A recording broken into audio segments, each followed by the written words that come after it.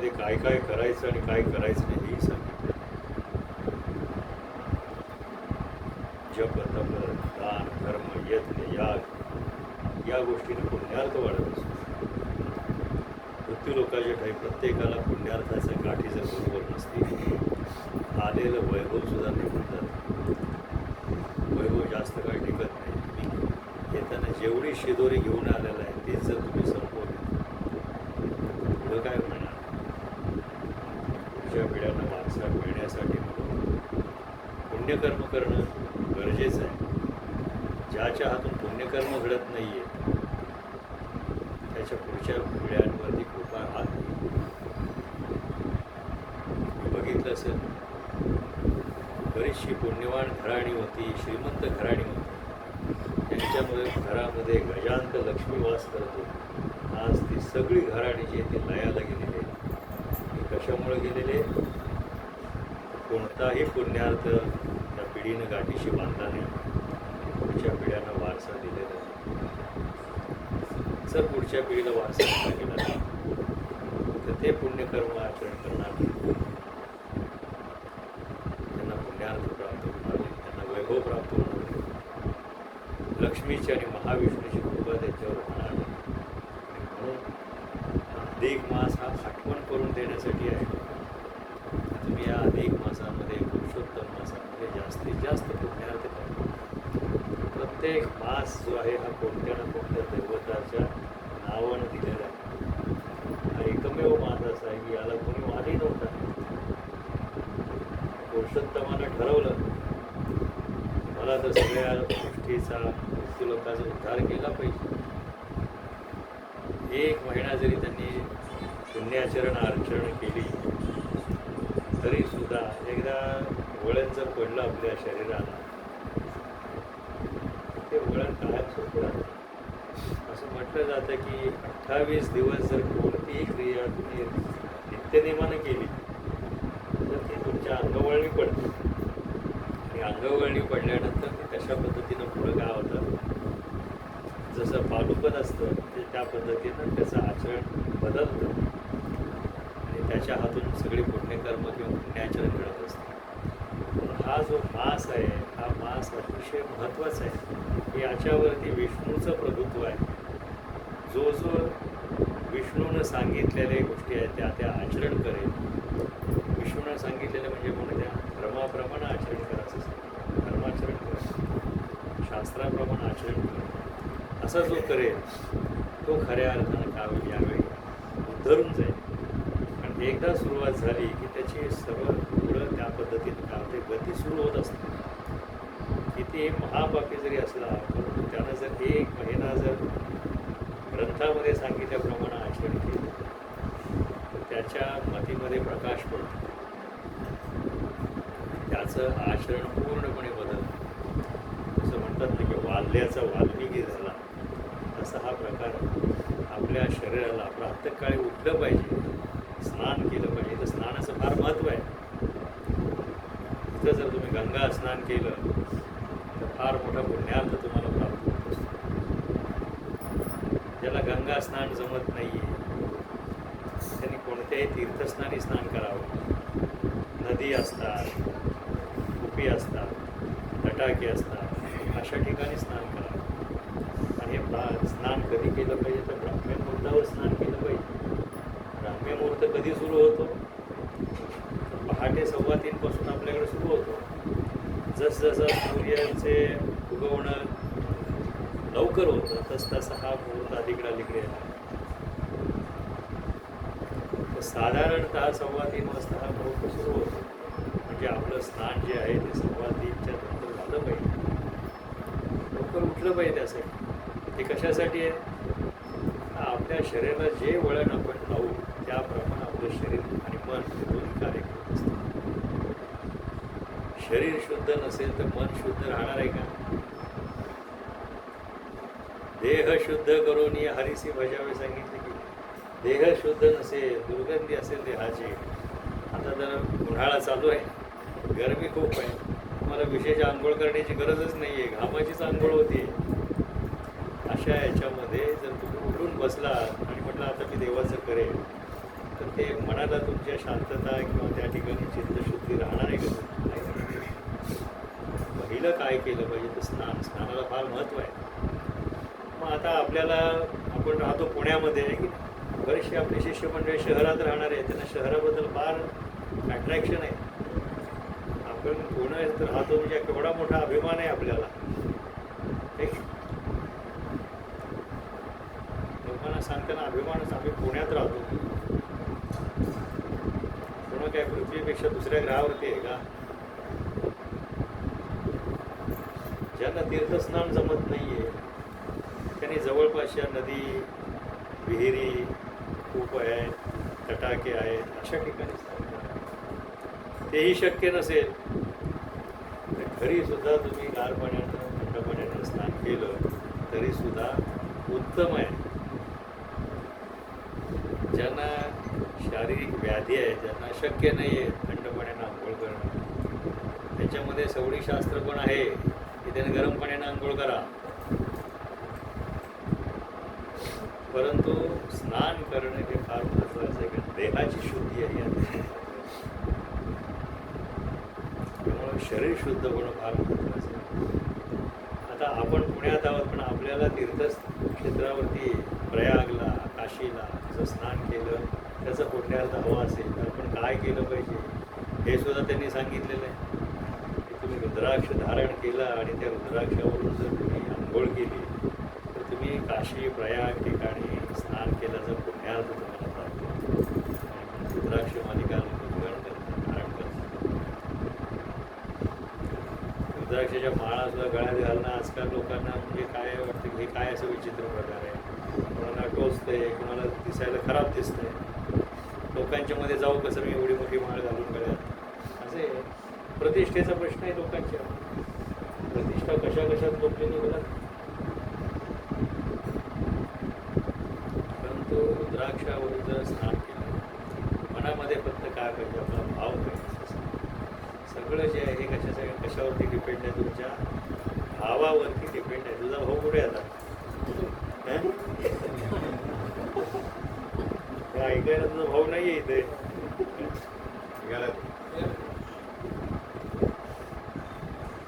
हे बघ सगळे असे भाऊ जमलेले हे एकमेकाला भाऊ देतात. ते विनोदाचा भाग नाहीये या ठिकाणी. प्रत्येकानं आपला उद्धार आपण स्वतः केला पाहिजे. त्यासाठी अगदी सोपं काय काय आहे ते सगळं काय ते या महिन्यामध्ये आपण केलं पाहिजे. ज्यांना जे शक्य आहे त्या पद्धतीने केलं पाहिजे. हा स्नानाचा महिना झाला. आपला देह पवित्र म्हणजे काय की हरिभजनासाठी आपण योग्य झालो असं. सकाळी उठायचं, आपलं तोंड कसं तरी व्हायचं आणि लगेच ध्यानाला बसायचं असं नाही करायचं. त्याच्यामुळं तुमचं मन स्थिर राहत नाही. देह पहिल्यांदा शुद्ध केला पाहिजे. पहाटे जो 5 वाजायच्या अगोदर आंघोळ करतो, स्नान करतो, त्याची रवानगी देवलोक लोकांमध्ये होत असते. पहाटे 5 ते 6 या वेळात जर आंघोळ केली, स्नान केलं तर तो मनुष्य लोकात येतो. आणि जो 6 नंतर आंघोळ करतो तो कुठं जातो? कुठं जातो? त्याची रवानगी दैत्य लोकांमध्ये असते. त्याचं आचरण हे दैत्यासारखं, राक्षसासारखं आहे. सूर्य उगवल्यानंतर आंघोळ करणारे आपण काही सूर्यवंशी नाही आहेत. नावाचे सूर्यवंशी वेगळे. आपण लवकर आंघोळ केली पाहिजे. घरात सगळ्यांना हा नियम लावला पाहिजे. आपण सगळ्यांना हा नियम दिला तर लोक पुढे सुधारतील. लोकांचं आरोग्य उत्तम राहील. उठल्यानंतर काय केलं पाहिजे? पहिल्यांदा जप, ध्यान, तप ह्या गोष्टी केल्या पाहिजे. हरिभजन केलं पाहिजे. म्हणजे हरिभजनाचा पुण्यार्थ फार मोठा आहे. एका हरीच्या नामाच्या उच्चारण अनंत कोटी पापाच्या राशी लयाला जातात. एका नामामध्ये जर एवढं सामर्थ्य असलं तर सतत नाम घेतल्यानंतर काय होईल? काय होईल सांगा बरं? आपण स्वतःच हरिमय होऊ शकतो. ठीक आहे. आणि हे किती सोपं आहे बघा ना. पैसे द्यायला लागतात का आपल्याला? नाही. खर्च करावा लागतो.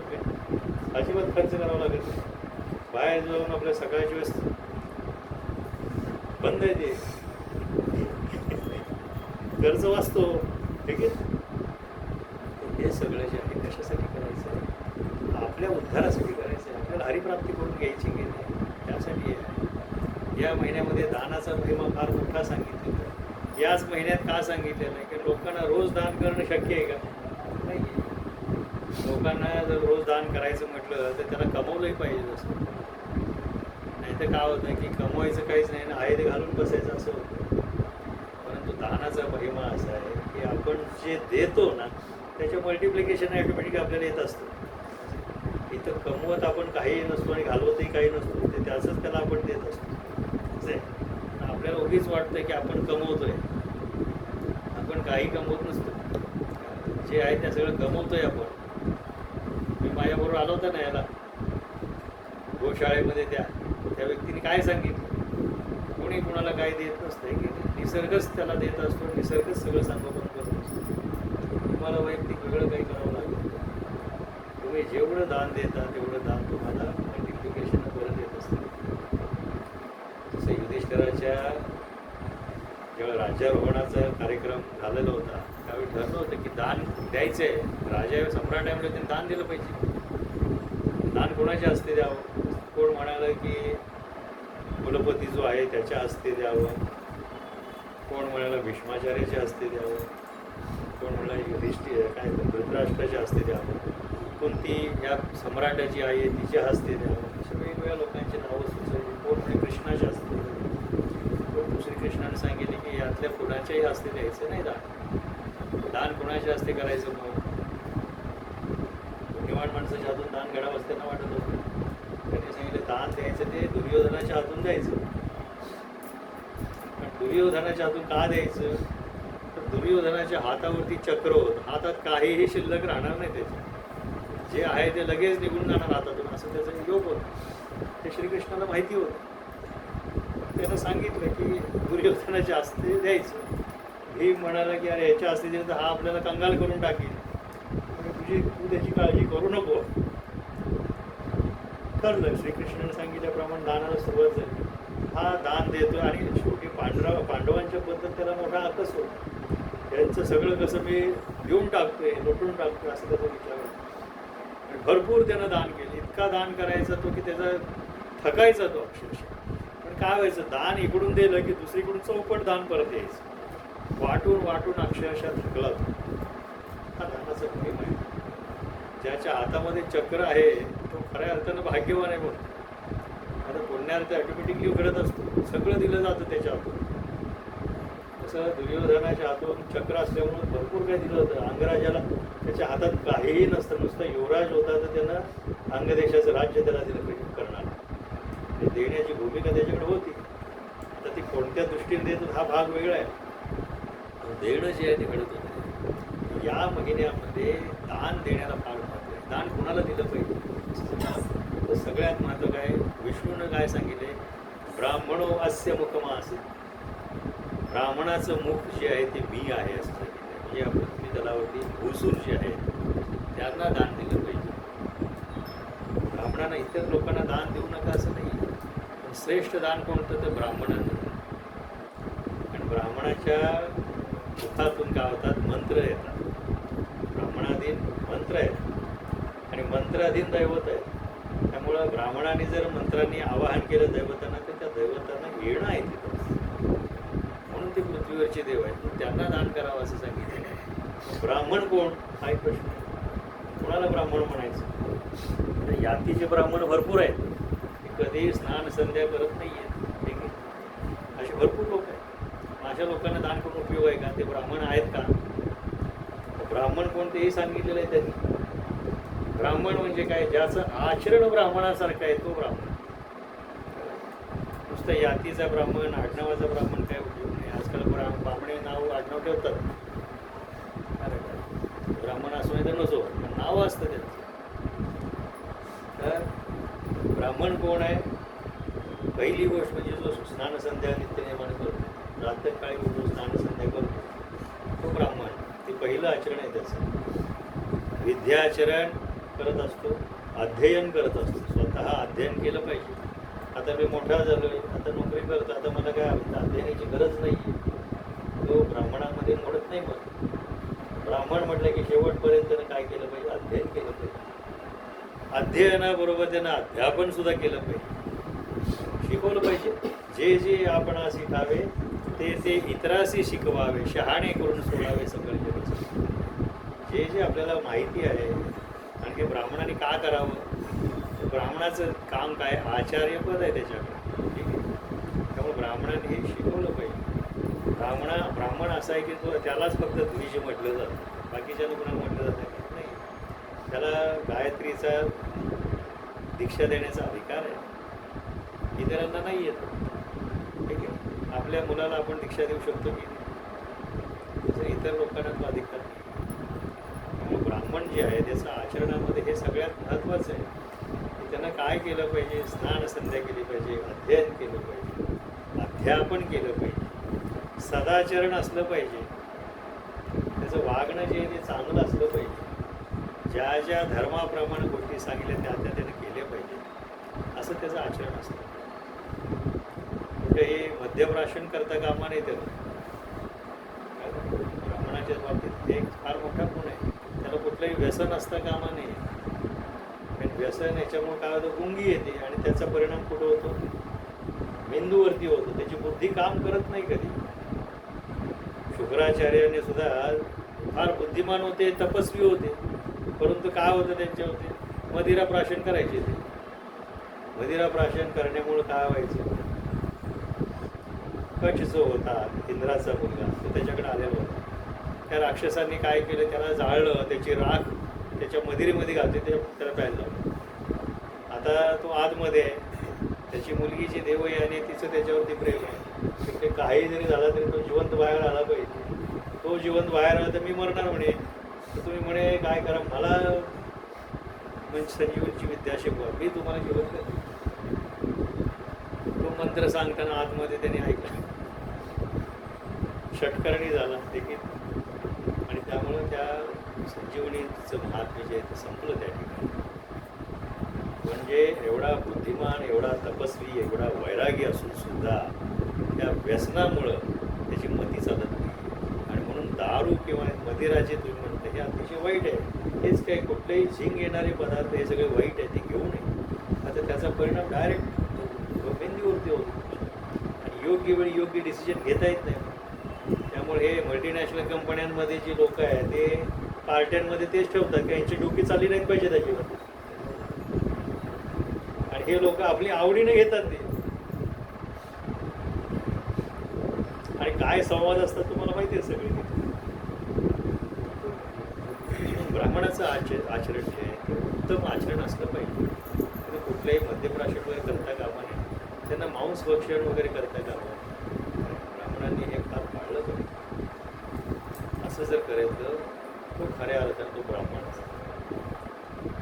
आणि त्याला दान केलं पाहिजे, इतरांना दान करण्यात काय उपयोग आहे. जावयाला दान करायची पद्धत आहे की अधिक मास झाले की जावयाला आनंद होतो.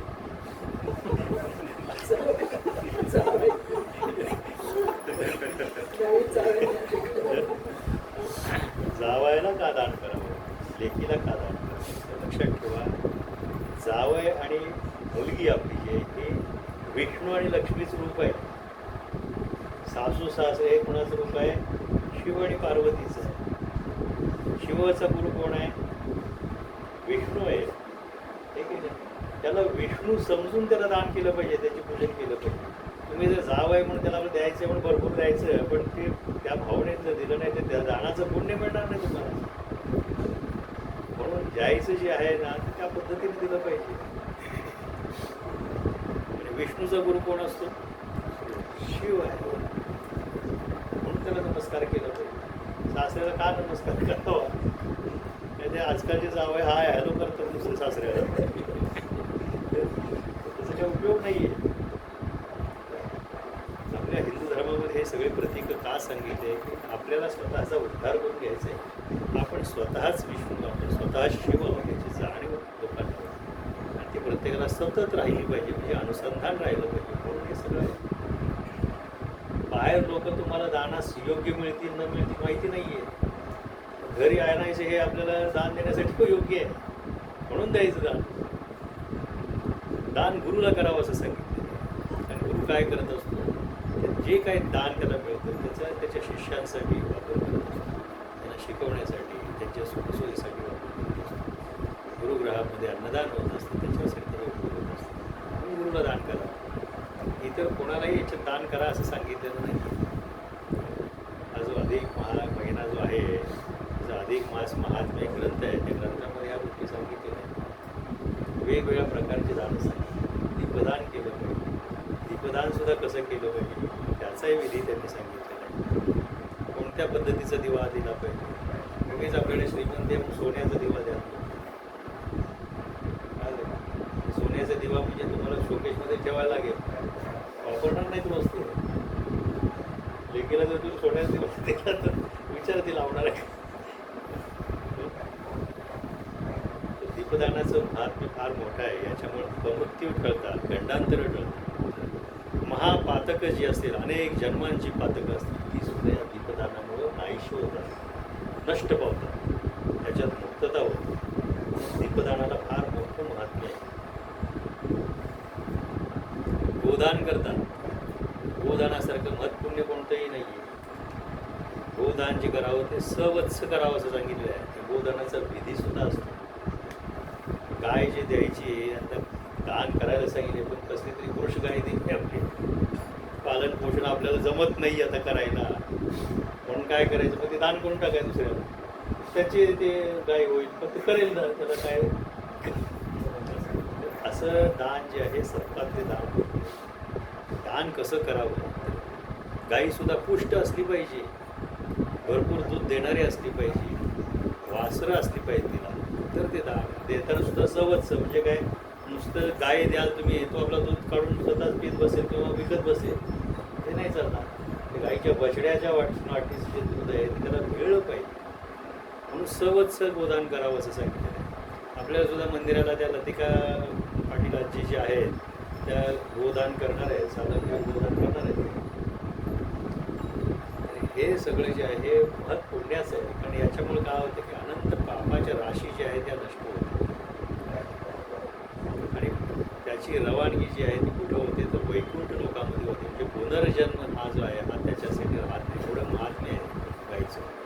ते गाईचंच एवढं महात्म्य काय, तर त्याच्यामध्ये 33 कोटी देव जे आहेत ते त्या गाईमध्ये असतात. त्याचाही महिमा त्याच्यामध्ये सांगितलं जातं. आपल्याला एवढा वेळ नाही आहे त्या सगळ्या गोष्टी सांगता आल्या असतात.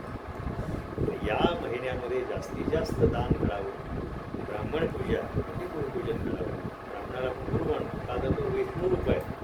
ब्राह्मणालाच का करायचं आहे की त्याचं मुख जे आहे ते कुणाचं मुख आहे, विष्णूचं मुख आहे. पुरुष सुद्धा सांगितलं की नाही, ब्राह्मणो मुखमासीत बाहू राजन्यात होता गुरु तदस्य यत वैशा पद्म्याम शूद्र अजात असेल. शरीराचे अवयव जे आहे ते त्या त्याला सांगितलेले.